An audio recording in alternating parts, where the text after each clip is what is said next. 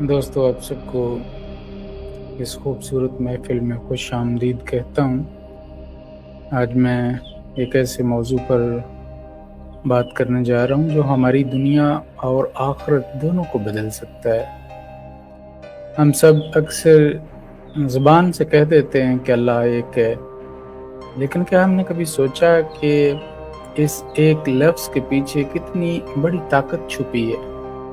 तौहीद सिर्फ़ एक अक़ीदा नहीं है, ये ज़िंदगी गुज़ारने का एक पूरा तरीक़ा है। जब इंसान सच्चे दिल से ये बात मान लेता है कि कायनात की हर ताकत, हर फ़ायदा और हर नुकसान सिर्फ़ अल्लाह के हाथ में है, तो उसका पूरा वजूद बदल जाता है, उसकी ज़िंदगी बदल जाती है।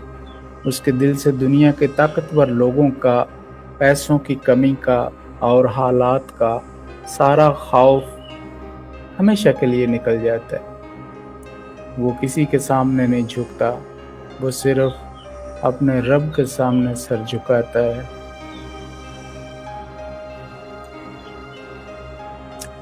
इंसान की तारीख हमें एक अजीब बात सिखाती है। जब भी इंसान अपने सच्चे खुदा को भूल जाता है, वो किसी न किसी दूसरी चीज़ के सामने सर झुका देता है। ये इंसानी फितरत है कि उसे किसी न किसी सहारे की ज़रूरत होती है। जब वो अल्लाह का दामन छोड़ता है तो वो कभी पत्थरों को पूजने लगता है, कभी दरख्तों के सामने खड़ा हो जाता है, कभी मालो दौलत को अपना सब कुछ मान लेता है और कभी अपने जैसे ही जाबर इंसानों के सामने बेबस होकर लेट जाता है। तारीख का सबसे बड़ा सच ये है कि खुदा की बंदगी से इनकार करने वाला इंसान कभी आज़ाद नहीं होता, बल्कि वो हज़ारों झूठे खुदाओं का गुलाम बन जाता है। हमारे प्यारे नबी हज़रत अक़दस मोहम्मद मुस्तफ़ा सल्लल्लाहु अलैहि वसल्लम की तशरीफ़ आवरी से पहले मक्के का मंज़र बिल्कुल ऐसा ही था। मक्के के लोग कोई जाहिल या दुनिया से कटे हुए लोग नहीं थे। वहाँ बहुत बड़े बड़े ताजर थे, उनके पास पैसा था, ज़ुबान की ताकत थी, वो तो बाकी सारी दुनिया को गूंगा कहते थे और बड़ा असर व रसूख था, लेकिन रूहानी तौर पर वो बिल्कुल खो चुके थे। खाना काबा के अंदर, जिसे हज़रत इब्राहीम अलैहिस्सलाम ने सिर्फ एक अल्लाह की इबादत के लिए बनाया था, 360 बुत रख दिए गए थे। हर कबीले का अपना एक अलग बुत था। लोग अपने ही हाथों से मट्टी के पत्थर के बुत बनाते, उन पर रंग लगाते और फिर उनके सामने खड़े होकर रो रो कर मुरादें मांगते थे। वो समझते थे कि ये पत्थर उन्हें रिज़्क देंगे, उन्हें बीमारियों से शिफा बख्शेंगे और उनकी किस्मत बदल देंगे। इसकी सबसे बड़ी वजह यह थी कि इंसान ज़ाहिरी चीज़ों से बहुत जल्दी मुतासर हो जाता है। जब इंसान अपनी अक्ल को मिट्टी के ज़र्रों में उलझा देता है, तो वो भूल जाता है कि ये कायनात खुद ब खुद नहीं चल रही। मक्के के लोग सोचते थे कि अल्लाह तो बहुत दूर है, इसलिए हमें इन बुतों के ज़रिए उस तक पहुंचना पड़ेगा। ये उनकी सबसे बड़ी बेवकूफ़ी थी, नादानी थी। उन्होंने खुदा को इंसानों के बादशाहों जैसा समझ लिया था कि जैसे बादशाह तक पहुंचने के लिए वज़ीरों की ज़रूरत होती है, खुशामदें करनी पड़ती हैं, वैसे ही अल्लाह तक पहुंचने के लिए इन बुतों की ज़रूरत है। इस सोच ने उनसे उनकी इज़्ज़त नफ्स और आज़ादी छीन ली थी। उस माहौल में एक सच्चा वाक़या पेश आया जो उस दौर की ज़हनी गुलामी को पूरी तरह ज़ाहिर करता है। मक्के का एक शख्स था जिसने अपने घर में एक खूबसूरत बुत सजाया हुआ था। वो हर रोज़ सुबह उठकर उस बुत को साफ़ करता, उस पर खुशबू लगाता और उसके सामने सजदा करता था। एक दिन वो अपने काम से बाहर गया हुआ था, पीछे से एक छोटा सा जानवर, शायद कोई लोमड़ी या कुत्ता, उसके घर में दाखिल हुआ।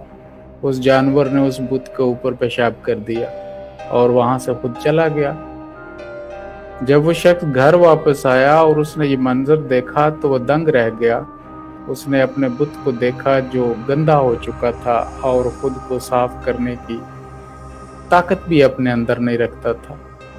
उस शख्स के दिमाग पर इस वाक़े को देखकर बड़ा गहरा असर हुआ। उसने सोचा कि मैं कितने सालों से एक ऐसे पत्थर के सामने झुक रहा हूँ जो एक छोटे से जानवर को अपने ऊपर से हटा भी नहीं सका, खुद को उससे बचा भी नहीं सका उसकी गलाज़त से। जो अपनी हिफाजत नहीं कर सकता वो मेरी हिफाजत कैसे करेगा। इंसान जब अपनी अकल को ताला लगा देता है तो वो इतनी पक्की और वाज़ेह बात भी नहीं देख पाता। बुत परस्ती दरअसल इंसान की अपनी सोच की कमज़ोरी होती है। इंसान अपने खौफ और अपनी ख्वाहिशात को एक शक्ल दे देता है और फिर उसी शक्ल से वो डरने लगता है और सारी ज़िंदगी डर डर के गुजार देता है। जब रसूलुल्लाह सल्लल्लाहु अलैहि वसल्लम ने मक्के की गलियों में खड़े होकर ला इलाहा इल्लल्लाह की सदा बुलंद की तो ये सिर्फ एक मजहबी दावत नहीं थी, ये गुलामी के खिलाफ एक बहुत बड़ा ऐलान था। तौहीद ने आकर इंसान को मिट्टी के बुतों, पैसे के घुमंड और जालिम चौधरियों की जंजीरों से एक झटके में आज़ाद कर दिया। इस्लाम ने इंसान को बताया कि तुम्हारे और तुम्हारे रब के दरमियान कोई दीवार नहीं है। तुम्हें किसी बुत, किसी सिफारिश या किसी मादी सहारे की ज़रूरत नहीं है। तुम जब चाहो, जहाँ चाहो, अपने दिल की बात अपने पैदा करने वाले से कह सकते हो। वो तुम्हारी शाहरग से भी ज़्यादा करीब है। ज़रा तसव्वुर करें, जब मक्के के लोग काबे के सामने जमा होते थे और एक गरीब इंसान, एक गुलाम इंसान, एक अमीर कुरैशी सरदार के बराबर खड़ा हो जाता था। तौहीद ने इंसानियत को ये सबसे बड़ा तोहफा दिया कि उसने इंसानों के दरमियान ऊंच नीच की दीवारें गिरा दी। जब सबका रब एक हो गया तो सब इंसान भी एक जैसे हो गए। अब कोई किसी का गुलाम न था और कोई किसी का आका नहीं था। सब के सब उस एक अल्लाह के बंदे बन गए जो सबको पालता है और सबको देखता है।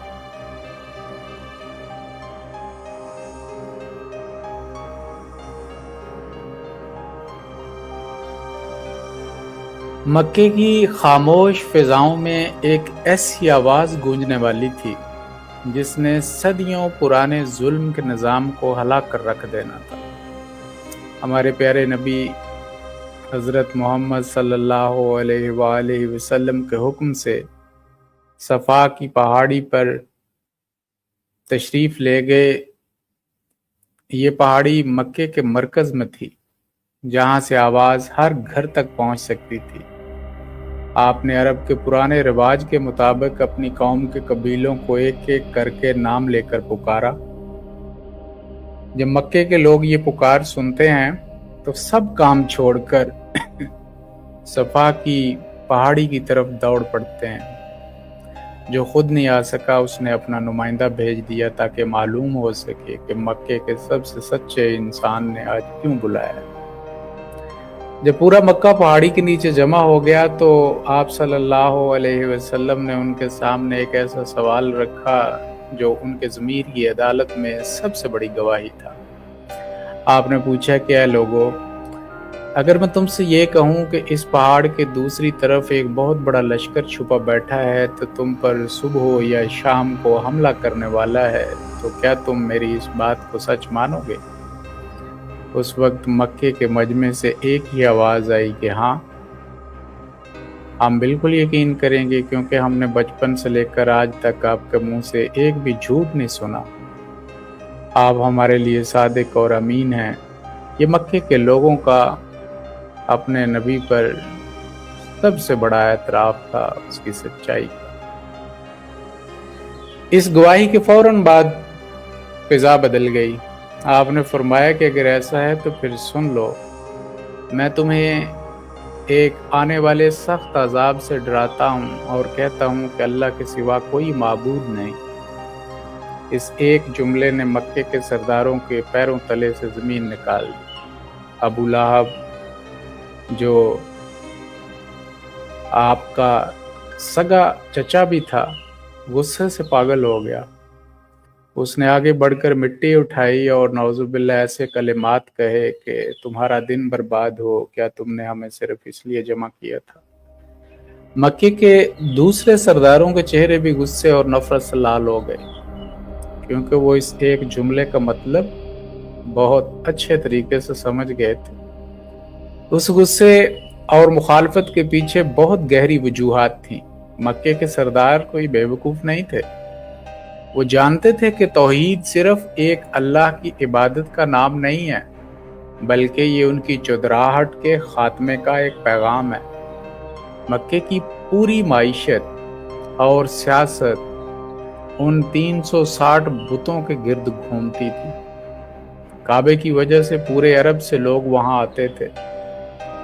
एक बहुत बड़ा वहां मेला लगता होता था, जिससे सरदारों को बहुत ज्यादा टैक्स और मुनाफा मिलता था। अगर वो तौहीद को मान लेते तो उनकी ये नाजायज कमाई और खानदानी बर्तरी एक मिनट में खत्म हो जाती। उनका सबसे बड़ा डर ये था कि तौहीद उनके महलों को गरीबों के झोंपड़ों के बराबर लाकर खड़ा कर देगी। मक्के के माशरे में अमीर और गरीब के दरमियान एक बहुत बड़ी खलीज थी। अमीर सरदार गरीबों को इंसान भी नहीं समझते थे। उन्हें बाजारों में जानवरों की तरह बेचा जाता था, सजाएं दी जाती थी। मक्के का एक गरीब यतीम बच्चा अबू जहल के पास अपने बाप की अमानत मांगने गया, जो उसके बाप ने मरने से पहले अबू जहल के पास रखवाई थी। अबू जहल ने उस छोटे बच्चे को धक्के दे देकर बाहर निकाल दिया और उसका हक मार लिया।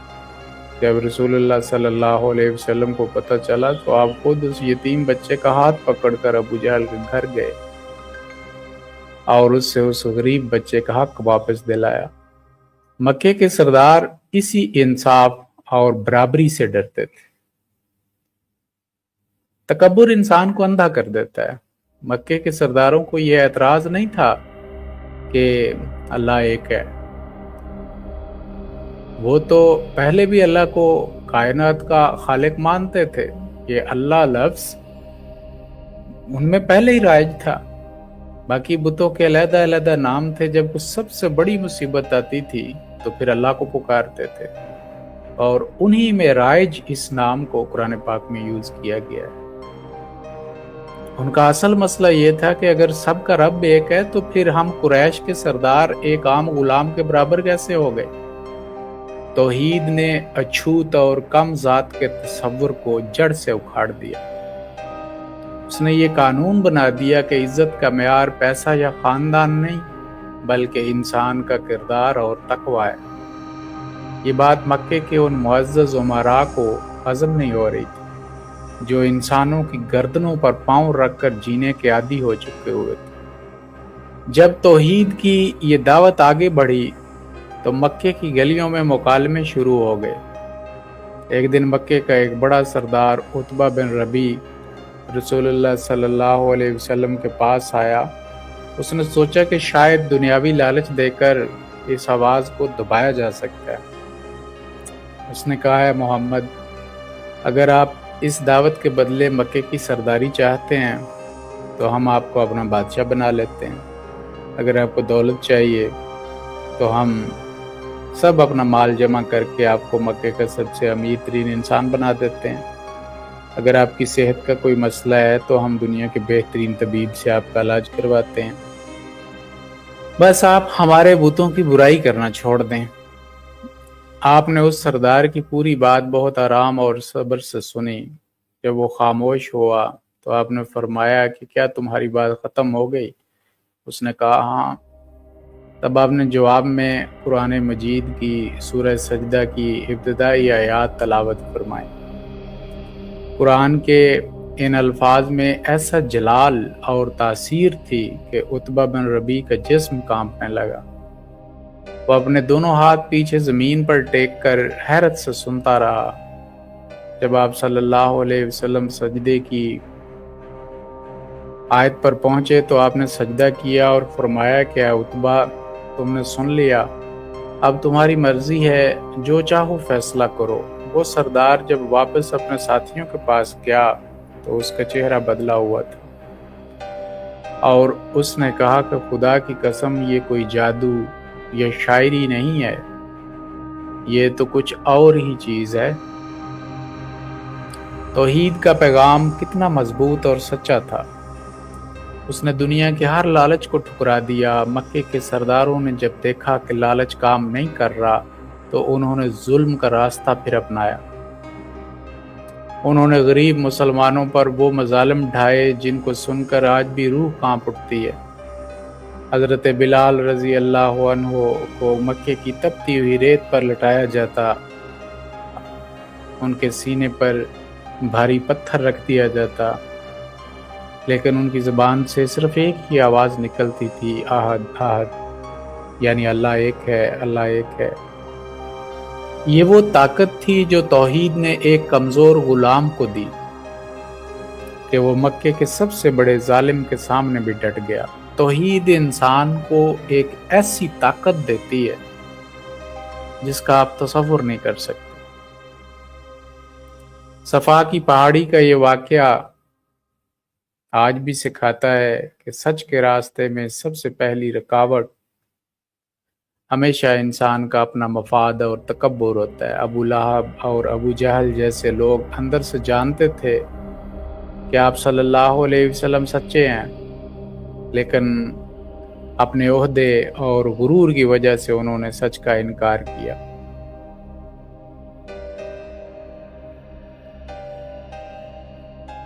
توحید کے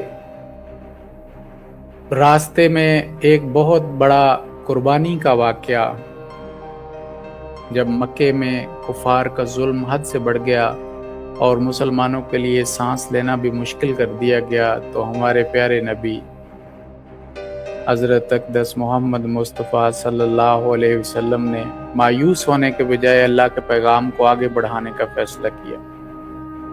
آپ نے مکے سے باہر کا رخ کیا اور طائف کے شہر تشریف لے گئے۔ طائف ایک ہرا بھرا اور خوبصورت شہر تھا جہاں عرب کے بڑے امیر اور اثر و رسوخ والے لوگ رہتے تھے۔ آپ کے ساتھ اس سفر میں صرف آپ کے وفادار ساتھی حضرت زید بن حارثہ رضی اللہ عنہ موجود تھے۔ آپ مکے سے طائف تک کا سارا سفر پیدل طے کر کے پہنچے۔ وہاں پہنچ کر آپ صلی اللہ علیہ وسلم نے طائف کے بڑے سرداروں عبدیہ اللیل اور اس کے بھائیوں سے ملاقات کی جو بنو ثقیف قبیلے کے سربراہ تھے۔ آپ صلی اللہ علیہ وسلم نے ان کے سامنے نہایت نرمی اور محبت سے توحید کا پیغام رکھا۔ آپ نے فرمایا کہ دنیا کے جھوٹے خداؤں کو چھوڑ دو اور اس ایک اللہ کی بندگی اختیار کرو جو پوری کائنات کا اکیلا مالک ہے۔ لیکن ان مغرور سرداروں نے حق کی اس آواز کو سننے سے انکار کر دیا۔ انہوں نے نہ صرف آپ صلی اللہ علیہ وسلم کی دعوت کا مذاق اڑایا بلکہ انتہائی بدتمیزی اور گستاخی کا مظاہرہ کیا۔ ایک سردار نے یہاں تک کہہ دیا کہ اگر اللہ نے تمہیں نبی بنا کر بھیجا ہے تو وہ کعبے کا غلاف پھاڑ دے گا، جبکہ دوسرے نے کہا کہ کیا اللہ کو تمہارے سوا کوئی اور نہیں ملا تھا؟ نعوذ باللہ۔ ان ظالم سرداروں کا تکبر یہی ختم نہیں ہوا، یہ ساری تکبر کی باتیں ہیں۔ انہوں نے سوچا کہ اگر یہ پیغام طائف کے عام لوگوں تک پہنچ گیا تو ان کی اپنی چودراہٹ خطرے میں پڑ جائے گی، اس لیے انہوں نے انسانیت سوز قدم اٹھایا۔ انہوں نے شہر کے اوباش شرارتی لڑکوں اور غلاموں کو اکٹھا کیا اور انہیں شہ دی کہ وہ آپ صلی اللہ علیہ وسلم کا پیچھا کریں۔ جب ہمارے پیارے نبی صلی اللہ علیہ وسلم طائف کی گلیوں سے گزرنے لگے تو ان بدبختوں نے آپ پر ہر طرف سے پتھر برسانا شروع کر دیے۔ وہ آپ کا مذاق اڑاتے، تالیاں بجاتے، آوازیں کستے اور باری باری پتھر مارتے تھے۔ یہ پتھر اتنی بے دردی سے مارے گئے کہ آپ صلی اللہ علیہ وسلم کے جسم مبارک سے خون بہنے لگا۔ وہ خون بہتا ہوا آپ کے مبارک قدموں سے ہوتا ہوا جوتوں کے اندر تک چلا گیا، یہاں تک کہ خون جمنے کی وجہ سے آپ کے جوتے مبارک پاؤں کے ساتھ چپک گئے۔ جب زخموں کی تاب نہ لا کر آپ صلی اللہ علیہ وسلم زمین پر بیٹھ جاتے تو وہ ظالم آپ کے بازوؤں سے پکڑ کر دوبارہ کھڑا کر دیتے اور ہنستے ہوئے پھر سے پتھر مارنا شروع کر دیتے۔ حضرت زید بن حارثہ رضی اللہ عنہ اپنے آقا کو بچانے کے لیے آگے آتے اور پتھروں کو اپنے جسم پر روکتے، جس کی وجہ سے ان کا اپنا سر اور پورا جسم بھی لہو لہان ہو گیا۔ آخرکار آپ کسی طرح طائف کی حدود سے باہر نکلے اور عتبہ اور شیبہ نامی دو بھائیوں کے ایک باغ میں انگور کی بیلوں کے سائے تلے بیٹھ گئے۔ اس کٹھن وقت میں جب جسم چور چور تھا اور دل غمگین تھا، آپ نے اپنے رب کے حضور ایک ایسی دعا مانگی جو تاریخ میں محبت اور عاجزی کی سب سے بڑی مثال ہے۔ آپ نے فرمایا کہ اللہ، میں تیرے ہی سامنے اپنی کمزوری، اپنی بے بسی اور لوگوں کی نظروں میں اپنی بے قدری کا شکوہ کرتا ہوں۔ اگر تو مجھ سے ناراض نہیں ہے تو مجھے ان تکلیفوں کی کوئی پرواہ نہیں، تیری عافیت میرے لیے بہت بڑی ہے۔ خدا کی توحید اس دنیا میں قائم کرنے والا سب سے بڑا وجود حضرت صلی اللہ علیہ وسلم۔ اس دنیا میں توحید کا قیام آپ کے ذریعے سے ہوا۔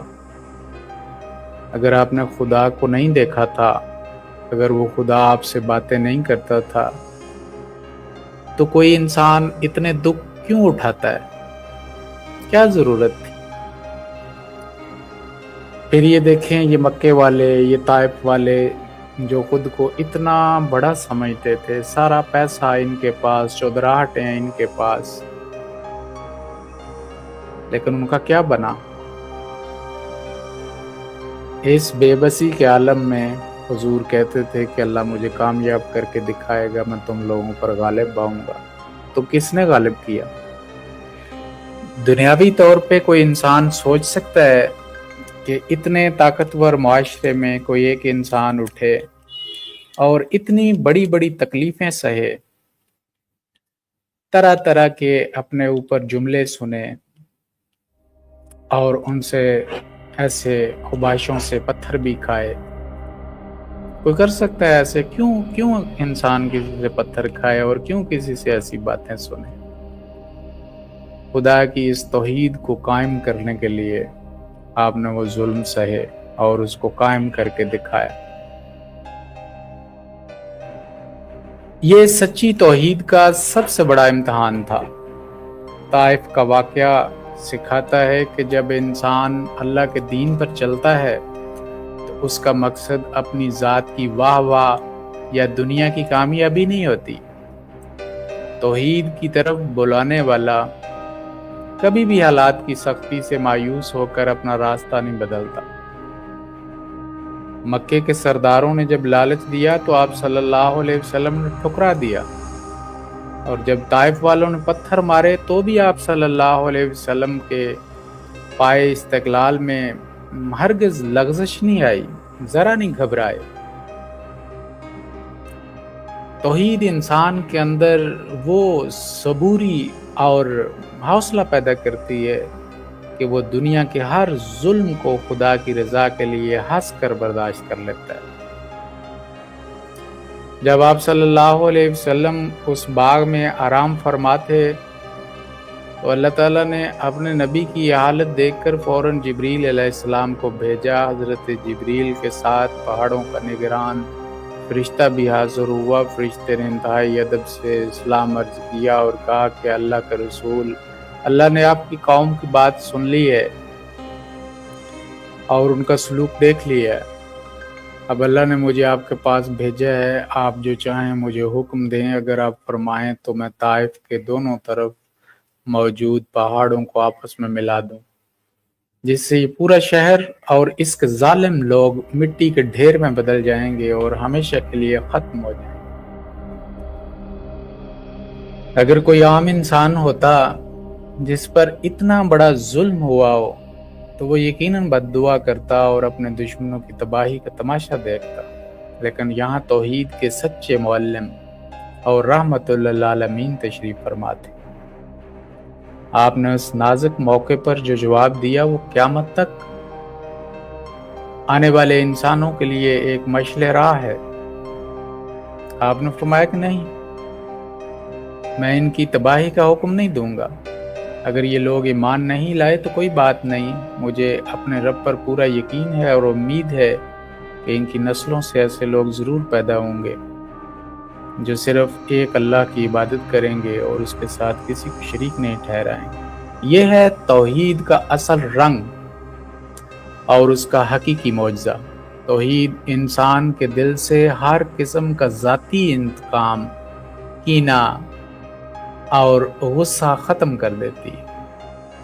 आप सल्लल्लाहु अलैहि वसल्लम के दिल में सिर्फ एक ही तड़प थी कि किसी तरह ये इंसान जहन्नुम की आग से बच जाएं और अपने सच्चे पैदा करने वाले रब को पहचान लें।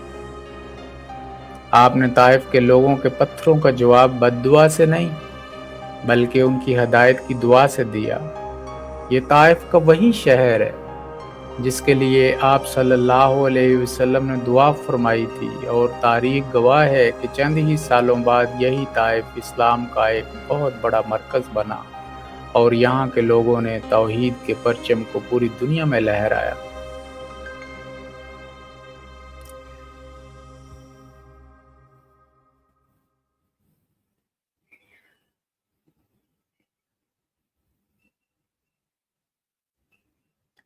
जब हम दीन के रास्ते पर चलते हैं या कोई सच्ची बात करते हैं तो लोग हमारा मजाक उड़ाते हैं, हमें बातें सुनाते हैं, गालियां देते हैं और हमारी राह में रुकावटें खड़ी करते हैं। ऐसे वक्त में हमें मायूस नहीं होना चाहिए और ना ही बदले की आग में जलना चाहिए। हमें अपने अंदर ताइफ वाले मुस्तफ़ा सल्लल्लाहु अलैहि वसल्लम के अखलाक पैदा करने चाहिए। हमें लोगों की सख्त बातों का जवाब नरमी और दुआ से देना चाहिए, क्योंकि हमारे दीन का मकसद लोगों को नीचा दिखाना नहीं बल्कि उन्हें प्यार मोहब्बत से तौहीद के सच्चे रास्ते पर लाना है।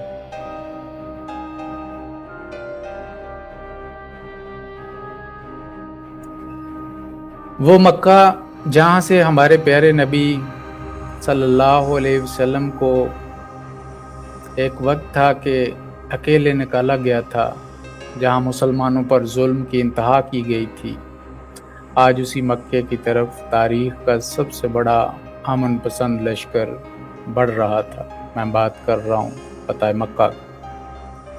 रमज़ानुल मुबारक का महीना था और 10,000 सहाबा किराम का नूरानी लश्कर मदीने से मक्के की तरफ रवाना हुआ। उस लश्कर की सबसे बड़ी खासियत ये थी कि उसमें शामिल हर इंसान के दिल में कोई इंतकाम नहीं था, बल्कि सिर्फ अपने रब की बड़ाई का जज्बा था। जब ये अजीम लश्कर मक्के की हदूद में दाखिल हुआ तो हमारे प्यारे नबी सल्लल्लाहु अलैहि वसल्लम अपनी ऊँटनी कस्बा पर सवार थे। आपका सर मुबारक अल्लाह की आजिज़ी और शुक्रगुजारी में इस हद तक झुका हुआ था कि आपकी मुबारक दाढ़ी ऊँटनी के कजावे को छू रही थी। तारीख गवाह है कि जब दुनिया के बड़े बड़े बादशाह किसी शहर को फतह करते हैं तो वो तकब्बुर से गर्दनें उखाड़ कर चलते हैं, खून बहाते हैं और लूटमार करते हैं, लेकिन तौहीद के सच्चे मुअल्लिम ने दुनिया को फतह का एक नया तरीका सिखाया। मक्के में दाखिल होते वक्त कोई खून रेजी नहीं हुई, कोई तलवार नहीं चली और ना ही किसी गरीब का घर उजाड़ा गया। आपने मक्के के लोगों के लिए आम मुआफ़ी का ऐलान फरमा दिया, यहाँ तक कि जो अबू सुफियान के घर में दाखिल हो जाए उसके लिए भी अमन का ऐलान कर दिया गया, क्योंकि आपका मकसद लोगों को सजाएं देना, उनसे बदले लेना नहीं था, खालिस तौहीद का क़याम था, लोगों को खुदा की ज़ात से मिलवाना था। इसके बाद काबे के सहन में तारीख का सबसे बड़ा और यादगार मुकालमा हुआ। मक्के के वो मगरूर सरदार जिन्होंने मुसलमानों को तपती रेत पर लटाया था, जिन्होंने शेब अबी तालिब में 3 साल तक मुसलमानों को भूखा प्यासा रखा था, आज वो सब सर झुकाए मुजरिमों की तरह काबे के सहन में खड़े थे। उनके दिल खौफ से कांप रहे थे कि आज उनके जराइम का बदला लिया जाएगा। آپ نے ان قریش کے سرداروں کی طرف دیکھا اور نہایت نرمی سے پوچھا کہ اے قریش کے لوگوں، تم کیا سوچتے ہو کہ آج میں تمہارے ساتھ کیا سلوک کرنے والا ہوں؟ وہ سردار جو کبھی غرور سے بات کرتے تھے آج شرمندگی سے بولے کہ آپ ایک مہربان بھائی ہیں اور ایک مہربان بھائی کے بیٹے ہیں، ہمیں آپ سے صرف خیر کی امید ہے۔ ان کا یہ جواب سن کر رحمت اللہ عالمین صلی اللہ علیہ وسلم نے فرمایا کہ آج تم پر کوئی ملامت نہیں ہے، جب تم سب کے سب آزاد ہو۔ آپ نے اپنے جانی دشمنوں کو ایک ہی جملے میں معاف کر کے دنیا کی تاریخ کا سب سے بڑا معجزہ دکھا دیا۔ اس معافی کے پیچھے سب سے بڑی وجہ یہ تھی کہ توحید کا مقصد انسانوں کو مارنا نہیں بلکہ انسانوں کے دلوں کو بدلنا تھا، ان کے دلوں کو جیتنا تھا۔ آپ مکے کے لوگوں سے کوئی ذاتی بدلہ نہیں لینا چاہتے تھے، آپ کا مقصد صرف اس شہر سے شرک کا خاتمہ کرنا اور لوگوں کو سچی آزادی دینا تھا، ان کی غلامی دور کرنا تھا۔ اس اعلان کے ساتھ ہی مکے کے سرداروں کے دلوں میں چھپی نفرت ہمیشہ کے لیے محبت میں بدل گئی۔ اس کے بعد وہ تاریخی منظر آیا جس کا انتظار صدیوں سے کائنات کر رہی تھی۔ آپ صلی اللہ علیہ وسلم کعبے کے اندر تشریف لے گئے جہاں 360 بت رکھے ہوئے تھے۔ آپ کے ہاتھ مبارک میں ایک ہتھوڑا یہ کمان تھی جس سے آپ ان مٹی اور پتھر کے بتوں کو ایک ایک کر کے گراتے جا رہے تھے۔ جیسے ہی کوئی بت زمین پر گرتا اور مٹی میں ملتا، آپ صلی اللہ علیہ وسلم کی زبان مبارک پر یہ آیت جاری تھی، وَجَاءَ الْحَقُّ وَزَهَقَ الْبَاطِلُ، کہ حق آ گیا اور باطل مٹ گیا، اور باطل تو مٹنے ہی والا تھا۔ وہ بت جن کے سامنے مکے کے لوگ نسلوں سے مرادیں مانگتے تھے، آج وہ خود کو ٹوٹنے سے بھی نہیں بچا پا رہے تھے۔ کعبے کی دیواروں کو ان تصویروں اور بتوں سے بالکل صاف کر دیا اور وہ مقدس گھر ہمیشہ کے لیے صرف ایک اللہ کی عبادت کا مرکز بن گیا۔ جب حق پوری طاقت کے ساتھ سامنے آتا ہے تو باطل کے پاس چھپنے کی کوئی جگہ نہیں بچتی۔ بت پرستی دراصل ایک وہم اور خوف کا نام ہے، اور جیسے ہی توحید کا نور پھیلتا ہے وہ وہم ہمیشہ کے لیے ختم ہو جاتا ہے۔ کعبے سے بتوں کا گرنا صرف پتھروں کا ٹوٹنا نہیں تھا، بلکہ یہ انسان کی ذہنی غلامی، خاندانی تکبر اور طبقاتی نظام، ذات پات کے نظام کا ہمیشہ کے لیے خاتمہ تھا۔ اس دن ثابت ہو گیا کہ دنیا کی کوئی مادی طاقت، کوئی پیسہ اور کوئی عارضی سہارا اللہ کے سچے نظام کے سامنے ٹک نہیں سکتا۔ توحید نے کعبے کو اس کے اصل مقصد پر واپس لا کھڑا کیا جو حضرت ابراہیم علیہ السلام نے طے کیا تھا۔ جب کعبہ صاف ہو گیا تو نماز کا وقت ہوا۔ آپ صلی اللہ علیہ وسلم نے حضرت بلال رضی اللہ عنہ کو حکم دیا کہ کعبے کی چھت پر چڑھ جائیں اور اذان دیں۔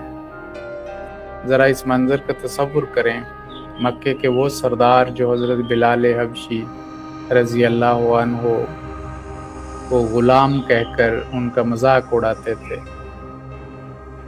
آج وہ نیچے کھڑے دیکھ رہے تھے، اور وہی بلال کعبے کی چھت پر کھڑے ہو کر پوری طاقت سے اللہ اکبر کی صدا بلند کر رہے تھے۔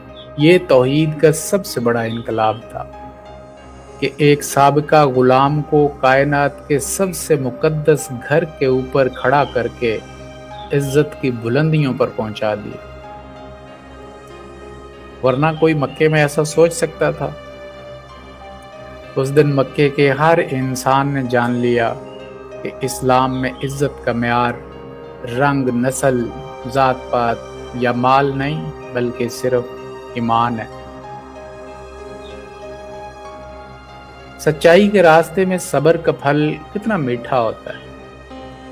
13 سال مکے کی سختیاں اور 8 سال مدینے کی ہجرت کے بعد اللہ تعالیٰ نے مسلمانوں کو وہ کامیابی دی جس کی مثال پوری انسانی تاریخ میں نہیں ملتی۔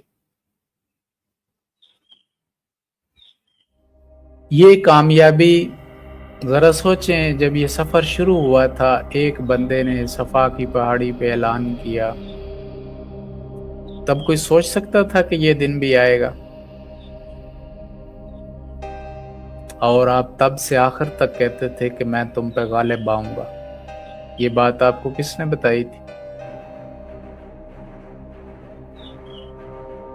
कोई इंसान गौर से सादा सादा आम वाक़यात को देखे तो उसे खुदा की तौहीद, खुदा का वजूद बड़े आराम से नजर आएगा।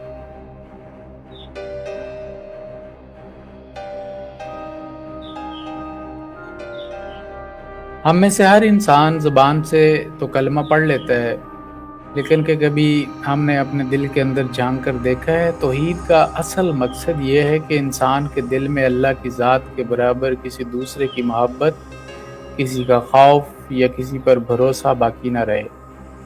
अगर हम ज़ुबान से अल्लाह को एक मानते हैं लेकिन दिल में अपने माल, अपनी अकल या किसी ताकतवर इंसान पर खुदा से ज़्यादा भरोसा करते हैं तो ये एक छुपा हुआ शिर्क है।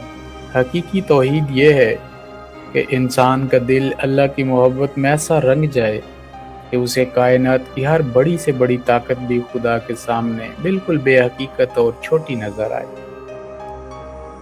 इंसानी नफ्स की ये सबसे बड़ी कमज़ोरी है कि वो ज़ाहरी और मादी चीज़ों पर बहुत जल्दी भरोसा कर लेता है। जब इंसान के पास बहुत ज़्यादा पैसा आ जाता है तो वो समझता है कि अब उसे कोई नुकसान नहीं पहुंचा सकता। जब इंसान अपनी अकल पर घुमंड करने लगता है तो वो सोचता है कि वो अपने हर मसले का हल खुद निकाल सकता है। यही वो नुक्ता है जहाँ इंसान पोशीदा शिर्क में मुब्तला हो जाता है। वो अल्लाह के बजाय अपने असबाब को अपना खुदा बना लेता है।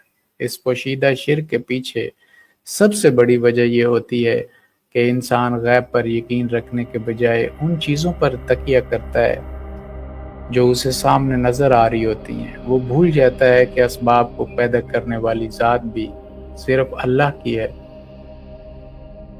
नबी अकरम सल्लल्लाहु अलैहि वसल्लम की पूरी ज़िंदगी इसी कामल तौहीद का सबसे खूबसूरत अमली नमूना थी।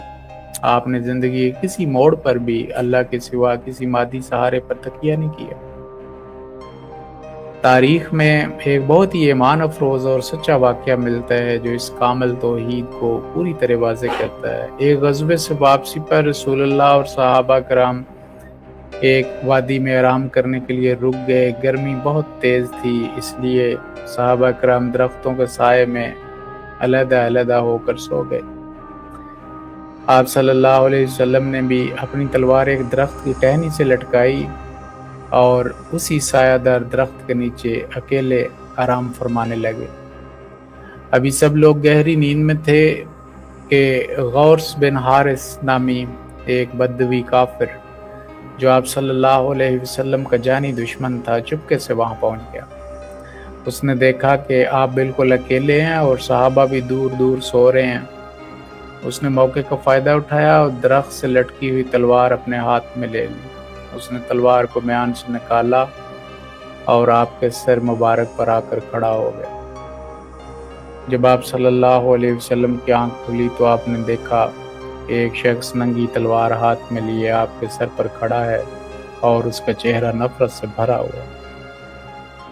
उस काफिर ने अपने घुमंड और तकब्बुर से आपसे एक सवाल पूछा। उसने कहा कि ऐ मोहम्मद, आज इस जंगल में तुम्हें मुझसे कौन बचाएगा? ज़रा इस मंजर का तसव्वुर करें।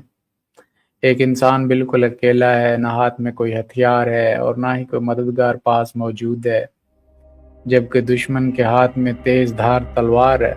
कोई भी आम इंसान होता तो वो खौफ से कांपने लगता या चीखने लगता, माफिया मांगने लगता। लेकिन कामिल तौहीद ने, खुदा की ज़ात पर तवक्कुल ने, यकीन ने आप सल्लल्लाहु अलैहि वसल्लम के दिल को दुनिया के हर खौफ से आज़ाद कर दिया था। आपने बगैर किसी डर और हिचकिचाहट के पूरे जलाल और इत्मीनान से, बगैर घबराए हुए सिर्फ एक लफ्ज़ फरमाया, अल्लाह, यानी मुझे अल्लाह बचाए। उस एक लफ्ज़ में तौहीद की बड़ी ताकत और ईमान का ऐसा जलाल था कि वो काफिर सुनते ही अंदर से कांप गया। उसके हाथों में लर्जा तारी हो गया, उसके हाथ कांपने लगे और तलवार उसके हाथ से छूटकर ज़मीन पर गिर गई। आप सल्लल्लाहु अलैहि वसल्लम ने फ़ौरन वो तलवार ज़मीन से उठाई اور اب اس کافر سے پوچھا کہ اب بتاؤ اب تمہیں مجھ سے کون بچائے گا؟ وہ کافر بالکل بے بس ہو گیا اور کہنے لگا کہ آپ ایک بہترین درگزر کرنے والے ہیں، مجھے معاف کر دیجیے۔ یہ ہے فرق خدا کو ماننے والے میں اور نہ ماننے والے۔ آپ صلی اللہ علیہ وسلم نے اس سے کوئی بدلہ نہیں لیا اور اسے معاف کر کے جانے کی اجازت دے دی۔ وہ شخص جب اپنی قوم کے پاس واپس گیا تو اس نے جا کر کہا کہ میں آج دنیا کے سب سے بہترین انسان کے پاس سے ہو کر آ رہا ہوں۔ مادی ہتھیاروں کی حیثیت ایمان کے سامنے کچھ بھی نہیں ہے۔ دشمن کے پاس تلوار تھی، پوزیشن تھی اور ظاہری طاقت تھی، لیکن اس کا دل اللہ کے خوف سے خالی تھا۔ آپ صلی اللہ علیہ وسلم کے پاس ظاہری طور پر کچھ نہیں تھا، لیکن دل میں کائنات کے مالک کا سچا یقین تھا۔ جب انسان کا بھروسہ صرف اللہ پر ہوتا ہے تو اللہ تعالیٰ غیب سے ایسے اسباب پیدا کر دیتا ہے کہ دشمن کی اپنی تلوار اس کے خلاف ہو جاتی۔ یہی توحید حقیقی ہے، یہی اصل توحید ہے جو انسان کو ہر حالات میں پرسکون رکھتی ہے، چاہے سامنے موت ہی کیوں نہ کھڑی۔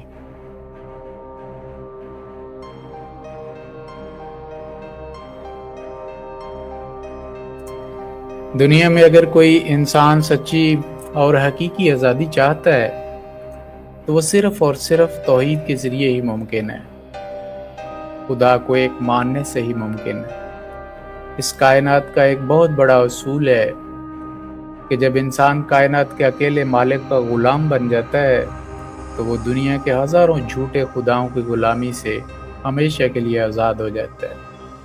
یہ جھوٹے خدا صرف پتھر کے بت نہیں ہوتے، یہ معاشرے کے ظالم اور جابر رہنما بھی ہو سکتے ہیں، انسان کی اپنی نفسانی خواہشات بھی ہو سکتی ہیں، اور دنیا کے مادے اور دنیا کی مادی طاقتیں اور پیسے کا گھمنڈ بھی ہو سکتا ہے۔ توحید انسان کو ان سب کے سامنے جھکنے سے بچا لیتی ہے۔ اس عظیم انقلاب کے پیچھے سب سے بڑی وجہ یہ تھی کہ اسلام نے انسان کو اس کی اصل قیمت یاد دلائی۔ مکے کا معاشرہ ظلم کی اس انتہا پر تھا جہاں انسانوں کی کوئی قدر نہیں تھی، غریبوں اور غلاموں کو جانوروں سے بھی بدتر سمجھا جاتا تھا، ان کی اپنی کوئی مرضی نہیں ہوتی تھی اور وہ اپنے آقاؤں کے رحم و کرم پر جیتے تھے۔ مکے کے سردار سوچتے تھے کہ چونکہ وہ امیر ہیں اس لیے وہ ان غریبوں کی زندگی اور موت کے مالک ہیں، لیکن جب توحید کی آواز ان غریبوں کے کانوں میں پڑی تو انہیں سمجھ آیا کہ ان کا اصل مالک مکے کا کوئی سردار نہیں بلکہ وہ رب ہے جو پورے جہان کو پالتا ہے، تو ہم ان سے کیوں ڈرتے پھریں؟ اس یقین نے ان کے اندر کا سارا خوف ختم کر دیا اور وہ کھڑے ہو گئے۔ حضرت عمار بن یاسر رضی اللہ عنہ اور ان کے خاندان کا واقعہ دیکھتے ہیں۔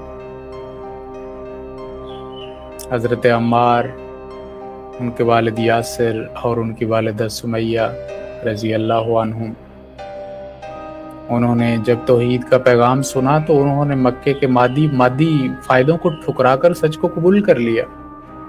جب ان کے مالک ابو جہل کو اس بات کا پتہ چلا تو وہ اس سے پاگل ہو گیا، اس نے اس پورے خاندان کو مکے کی تپتی ہوئی ریت پر لٹا دیا۔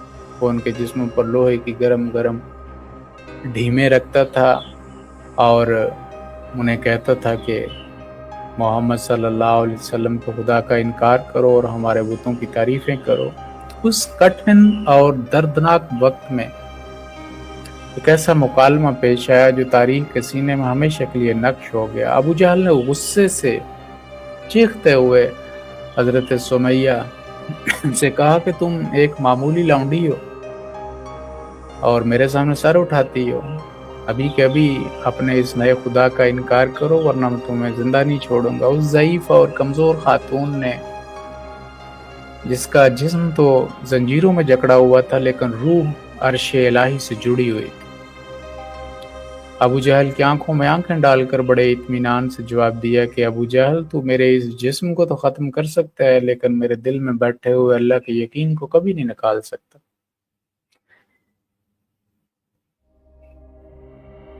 ابو جہل نے غصے میں آ کر اپنے نیزے سے ان پر وار کیا اور وہ اسلام کی سب سے پہلی شہید خاتون بن گئی۔ ان کے شوہر حضرت یاسر بھی اسی ظلم کے دوران شہید ہو گئے، لیکن انہوں نے توحید کا دامن نہیں چھوڑا۔ یہ توحید ہی تھی جس نے ان کو یہ طاقت دی، ورنہ کوئی سوچ سکتا تھا اس سے پہلے کو واقعہ ہے کہ کوئی سرداروں کے سامنے کھڑا ہو ایسے اور اتنا ظلم کو کیوں برداشت کرے؟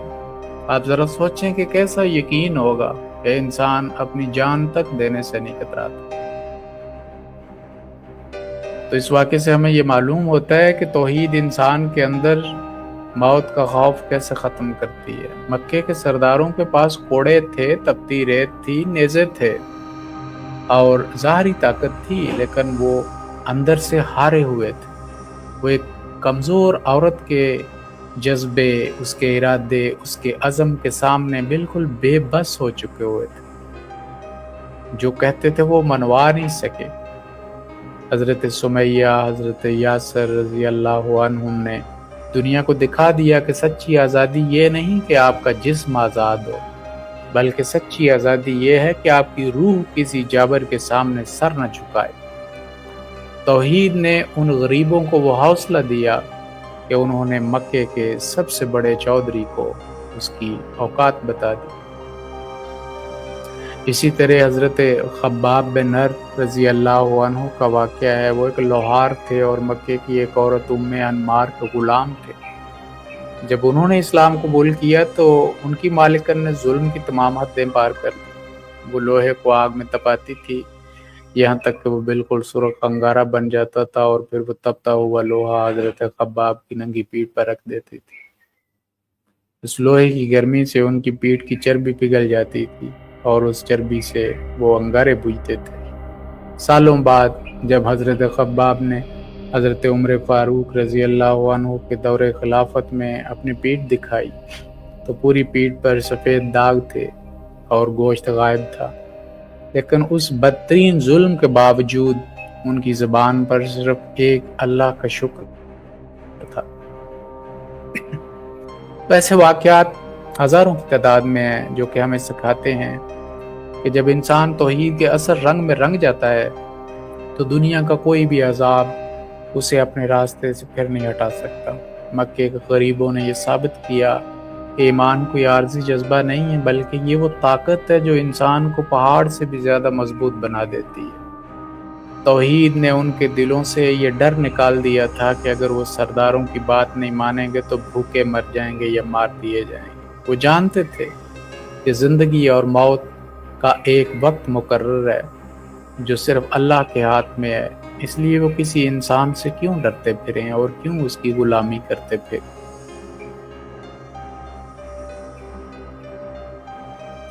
اسلام نے کائنات کی کسی بھی مخلوق، کسی بھی انسان یا کسی بھی طاقت کو خدا کا درجہ نہیں دیا، یہاں تک کہ کائنات کے سب سے عظیم انسان ہمارے پیارے نبی حضرت اقدس محمد مصطفیٰ صلی اللہ علیہ وسلم بھی اللہ کا بندہ اور اس کا رسول کہہ کر ان کو مانا گیا ہے۔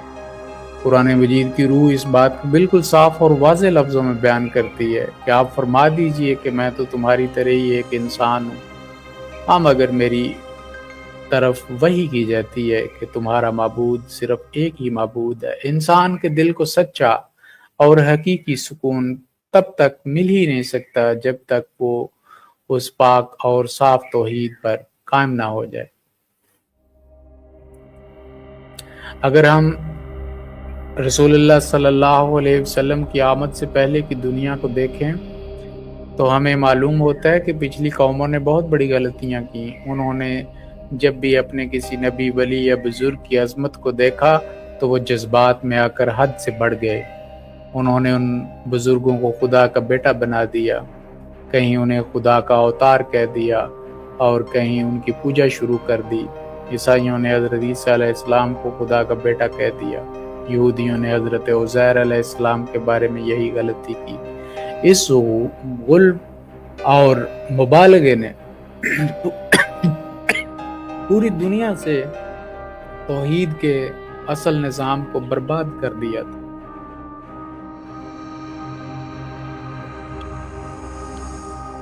انسان ایک بار پھر انسانوں کے سامنے جھکنے لگا تھا۔ اسلام نے آ کر اس گمراہی کے تمام راستوں کو ہمیشہ کے لیے بند کر دیا۔ اسلام نے کلمہ شہادت اور اذان کے اندر ایک ایسا جملہ شامل کر دیا جو شرک کی جڑوں کو کاٹ دیتا ہے۔ ہم ہر روز پڑھتے ہیں کہ میں گواہی دیتا ہوں کہ محمد صلی اللہ علیہ وسلم اللہ کے بندے اور اس کے رسول ہیں۔ رسول اللہ صلی اللہ علیہ وسلم کی اصل عظمت اس بات میں نہیں ہے کہ انہیں خدا کا درجہ دیا جائے، بلکہ ان کی عظمت اس بات میں ہے کہ وہ کائنات کے سب سے کامل انسان اور سب سے سچے عبد یعنی اللہ کے بندے تھے۔ آپ صلی اللہ علیہ وسلم نے خود اپنی زندگی میں صحابہ کرام کو بار بار منع فرمایا تھا کہ میرے معاملے میں ایسا غلب نہ کرنا جیسا پچھلی امتوں نے اپنے انبیاء کے ساتھ کیا۔